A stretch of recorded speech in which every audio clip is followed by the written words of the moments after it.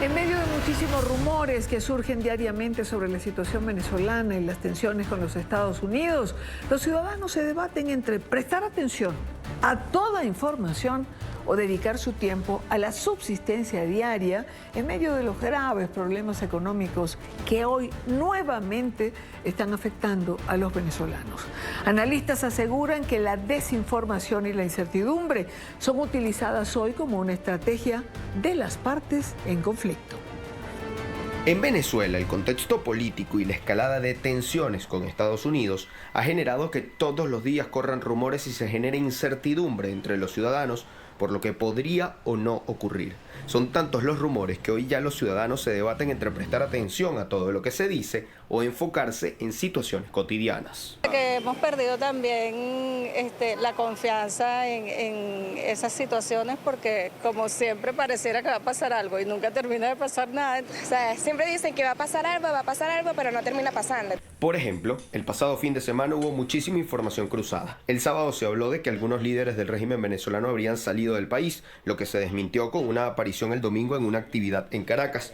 Hubo información cruzada sobre una llamada telefónica entre Nicolás Maduro y Donald Trump, que luego fue confirmada por el propio presidente estadounidense, y otros rumores aún corren en las redes sociales sin que pueda verificarse su veracidad. Aseguran analistas que los rumores también son una estrategia aplicada por las partes en conflicto. Ambos juegan a la incertidumbre estratégica. Yo debo tener una conducta y una narrativa que impida que mi adversario pueda tener certezas sobre cómo yo voy a actuar o cómo voy a reaccionar. Y es que este ambiente de rumores e incertidumbre genera miedo y tensión en la sociedad. Y la incertidumbre desde el punto de vista psicológico y psicosocial lo que genera es miedo. Pero además analistas indican que no todo lo que se dice tiene coherencia. Por ejemplo, sobre el contacto entre Donald Trump y Nicolás Maduro, desde algunos sectores se ha hablado de negociación. Otros han hablado de ultimátums y la única versión oficial hasta el momento no ofreció detalles. Sin embargo, hay quienes aseguran que ante tantos rumores hay que ver el contexto y en base a eso hacer análisis. Estoy convencido que la acción que se está desarrollando en este momento tiene una primera fase que busca conducir a la posibilidad del quiebre interno o de la salida del juego de manera voluntaria como consecuencia de una presión. Lo cierto es que a pesar de todo lo que se dice, el ciudadano venezolano está a la expectativa. Vive entre los rumores y la realidad. Una realidad que primordialmente está marcada por la precariedad económica y la necesidad del sustento diario. Por supuesto que nos preocupa. Lo que pasa es que la gente está muy ocupada ahorita pensando en la situación económica también que tenemos. Estrés, porque si no tengo trabajo, no tengo dinero. Explican analistas que este cierre de año 2025 está marcado por la incertidumbre. Señalan que hoy hay inestabilidad en casi todos los factores de vida de las familias venezolanas. Es poco lo que se puede saber con certeza y planificar, por lo que muchos ciudadanos han decidido vivir el día a día.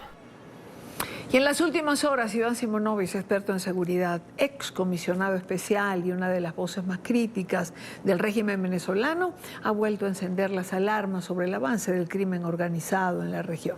En un mensaje que supera cientos de miles de visualizaciones, Simonovic asegura que existen 600 objetivos plenamente identificados, vinculados al llamado Cártel de los Soles, y advierten que cualquiera que permanezca cercano a esa estructura enfrentará, cito, el mismo destino que sus líderes.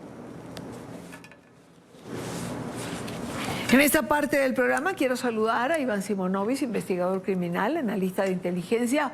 Iván, buena tarde, bienvenido. Hola Irene, saludos a ti y a todas las personas que ven y escuchan a esta hora. ¿Qué ha pasado con el Cártel de los Soles? ¿Lo traes a colación en tu espacio en YouTube?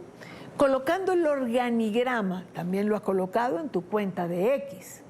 Vayamos quizás de lo general a lo particular. ¿Por qué ahora? Bueno, yo creo que estamos en un momento donde mucha gente tiene que tomar decisiones y precisamente la acotación que hago yo, que permanezca cercano o vinculado a los objetivos que ya están identificados del Cartel de los Soles, sin duda alguna. Correrán la misma suerte que los líderes del Cartel de los Soles, que hoy en día es catalogada como una organización terrorista internacional. Me llama la atención en este organigrama que has publicado la figura de Diosdado Cabello en el centro. ¿Resulta Diosdado una pieza clave dentro del cartel de los soles? No, totalmente, claro. O sea, para empezar, todo lo que es el aparato de represión y toda esta maquinaria de mente retorcida, de operaciones internacionales, de persecución, de desestabilización, pasan por Diosdado Cabello. Hay un X que él publicó, yo lo he puesto en varias oportunidades, donde él habla de la brisa roja recorriendo el sur. La brisa roja es todos estos grupos que ellos han enviado de Colombia hacia abajo, ¿verdad? Perú, Ecuador, Argentina, Chile, precisamente para desestabilizar. A eso es que se refiere. Y obviamente entonces tiene un papel predominante en toda la estructura del Cartel de los Soles, ¿no? Tú señalas que hay 600 objetivos identificados, todos pertenecientes a esta organización criminal. Sí, claro, es decir, esos 600 objetivos no es un número que a mí se me ocurrió una noche que no tenía más nada que hacer, sino dije, bueno, voy a poner 600. No, esos objetivos vienen de Washington. Esos forman parte de una investigación que tienen hechas las organizaciones de inteligencia y de investigación. Hay 600 objetivos, me lo dijeron claro. 600 objetivos, personas, procesos y lugares. Y esos 600 objetivos, con esos 600 objetivos se hará uso progresivo de la fuerza. Así de sencillo, y por eso yo lo colocaba en varias oportunidades. Obvio, ahí lo que estoy poniendo es el 0,1% de esos 600. Y si vamos bajando, bueno, ¿de quiénes vienen después? Bueno, vienen grupos como el número como Granco, como el director del CICPC, o sea, todos estos individuos que han sido ampliamente vinculados a la sistemática violación a los derechos humanos. Y ahí va a ir decantando, pero hay, además de esto, lugares que ellos saben que son sitios que utilizan como punto importante del proceso de droga, entrega de droga, y otros que son sitios neurálgicos que sirven de operación para el cartel de los soles. Me llama la atención el número de generales involucrados, es decir, aparecen en varias de las filas de este organigrama que publicaste. Claro, Irene, porque al final Reddy y Sodis son los reyes y virreyes del país. Chávez, después del 11 de abril, se dio cuenta que no podía dejar el poder, por ejemplo, en una sola persona o en un solo grupo. Entonces, por eso se les ocurrió esto de Reddy y los Sodis, zonas de defensa integral, bla, bla, bla. Y todo eso forma parte y estos se han convertido, ¿verdad? Y ojo, entregando y entregando, porque ellos cada 2 o 3 años salen promociones completas que son las que toman el control de estas estructuras. Entonces, dependiendo de donde tú estés, por ejemplo, si estás en el norte, bueno, te va a corresponder ser, muy posiblemente sea un almirante y que tenga acceso a todo el tema de la marina, a los puertos, y así sucesivamente. Dependiendo de donde tú estés, eres una persona importante. Hay de la aviación, hay del ejército, hay de la Fuerza Armada, pero todos son parte, ¿verdad?, que son en sincronía con todas estas operaciones. Acuérdate que Washington ha dicho no solamente que está el tema del narcotráfico, sino también de la desestabilización. Y todo esto forma parte de una estrategia que viene del Foro de Sao Paulo, del Grupo de Puebla, de todas estas estructuras de izquierda que han venido azotando a Latinoamérica con la izquierda y haciendo todo lo que, bueno, lo que conocemos que ha sucedido en nuestros países, pues. Claro, claro. Iván, cuando uno ve todo este número de generales involucrados en el cartel de los soles, uno tiene clarísimo que así como el régimen ha secuestrado a todo un país, estos generales tienen secuestrada a las Fuerzas Armadas, solamente para que acompasen con sus crímenes. Sí, claro. Es más, ellos saben que están tan comprometidos en todo esto, que todos estos grupetines que han salido a ver cómo hacen para salir lo mejor posible librados de esta situación. Ellos son generales que han convocado y se han llevado reuniones con otra gente de otros altos mandos militares fuera de Venezuela, de otros países, pidiéndole, ¿verdad?, que hablen en Washington porque ellos van a entregar a los verdaderos narcotraficantes, pero que ellos se van a salvar y se van a quedar en el poder y van a pedirnos de nuevo elecciones.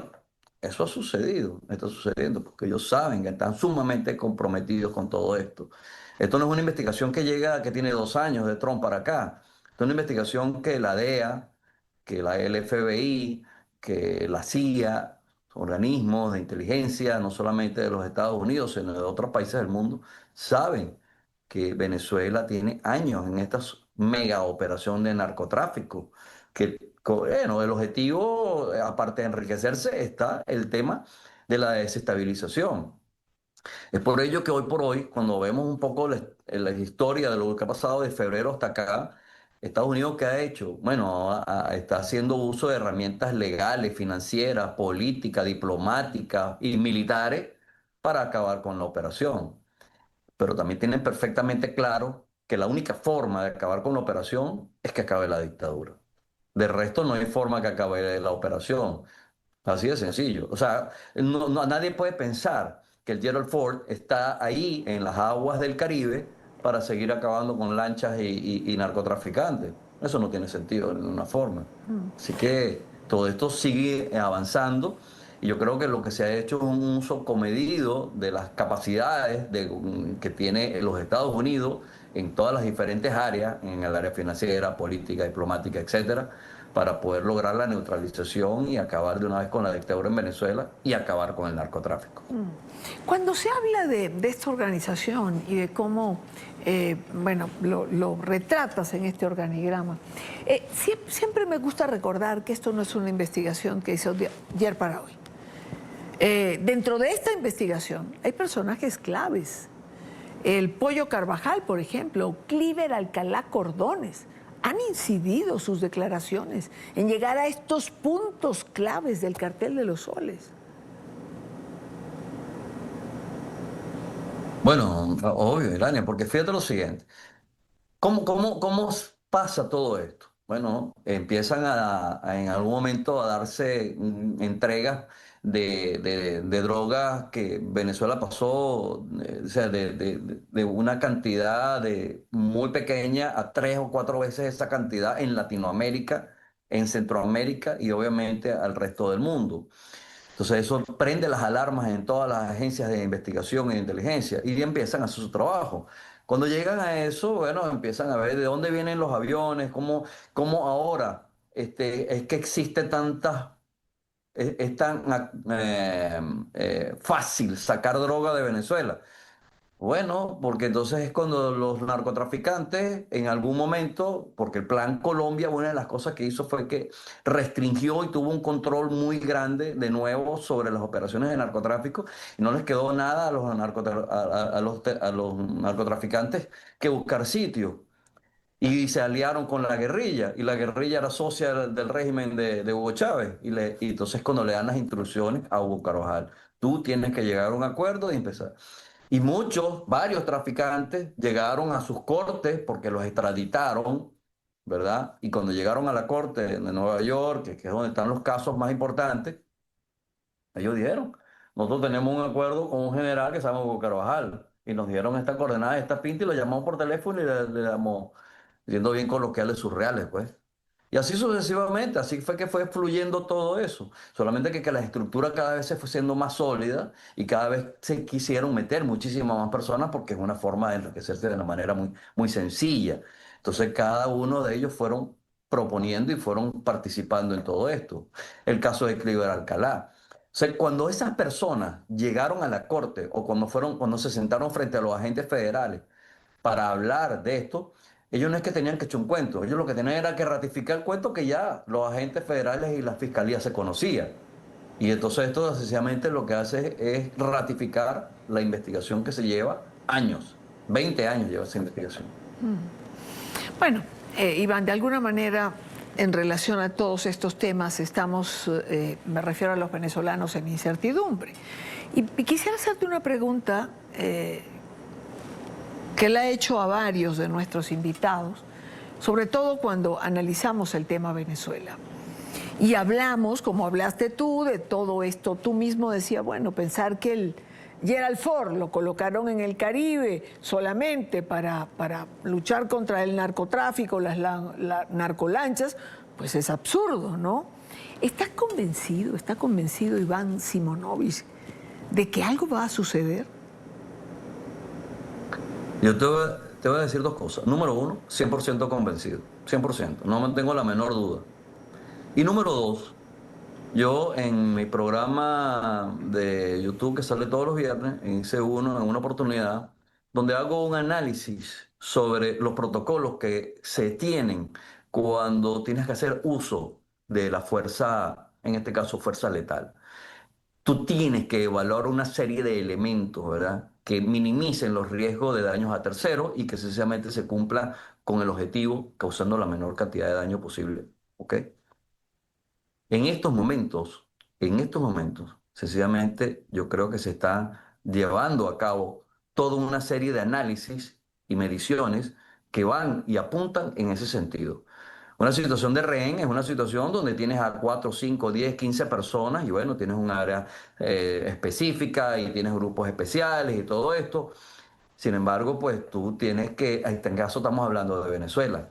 En el símil que yo hice en mi programa, hablé sobre el secuestro que hubo en Perú, en la casa del embajador japonés en Perú, que bueno, fueron varios meses y todo el mundo decía cómo va a terminar esto. Y paralelamente, mientras se hacían negociaciones, o entre comillas negociaciones, porque se rescataron personas y todo esto, paralelamente los equipos estaban llevando a cabo preparaciones y simularon y entrenaron en un sitio exactamente igual a la casa para poder ser exitosos en la operación. Y eso fue lo que sucedió. ¿Cuándo se dio la orden? Cuando todo estaba perfectamente alineado. No es antes ni es después. Otro caso que puse fue el caso de Cuba, caso ampliamente conocido por los venezolanos, donde yo era jefe de la Brigada de Acciones Especiales. ¿Cuándo se ordena al francotirador que tiene que disparar? Se ordena cuando todo se tiene total y absolutamente garantía de que la única persona afectada es la persona que tiene bajo rehén a la persona que tiene en rehén. Pues. Quiero agradecer a Iván Simonovic por estos minutos con nosotros. Gracias por acompañarnos, Iván, como siempre. Gracias siempre a ustedes, un gran abrazo.